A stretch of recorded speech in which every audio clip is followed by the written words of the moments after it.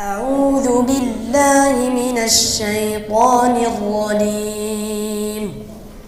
إن الذين يتلون كتاب الله وأقاموا الصلاة وأنفقوا مما رزقناهم سرا وعلانية يرجون تجارة لن تبور ليوفيهم أجورهم ويزيدهم من فضله إنه غفور شكور.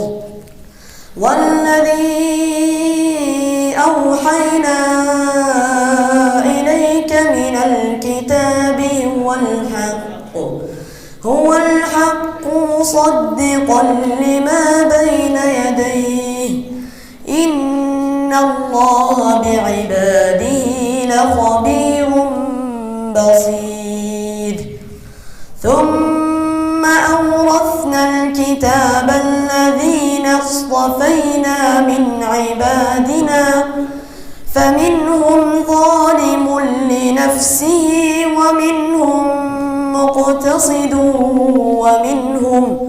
ومنهم سابق بالخيرات بإذن الله ذلك هو الفضل الكبير. جنات عدن يدخلونها يحلون فيها من أساور من ذهب ولؤلؤا ولباسهم فيها حرير. وقالوا الحمد لله الذي أذهب عنا الحزن إن ربنا لغفور شكور. الذي أحلنا دار المقامة من فضله لا يمسنا فيها نصب ولا يمسنا فيها لغوب. والذين كفروا لهم نار جهنم لا يقضى عليهم فيموتوا ولا يخفف عنهم من عذابها كذلك نجزي كل كفور.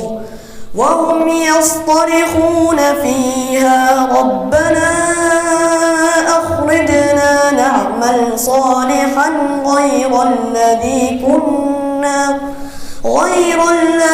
كنا نعمل أولم نعمركم ما يتذكر فيه من تذكر وجاءكم النذير فذوقوا فما للظالمين من نصير.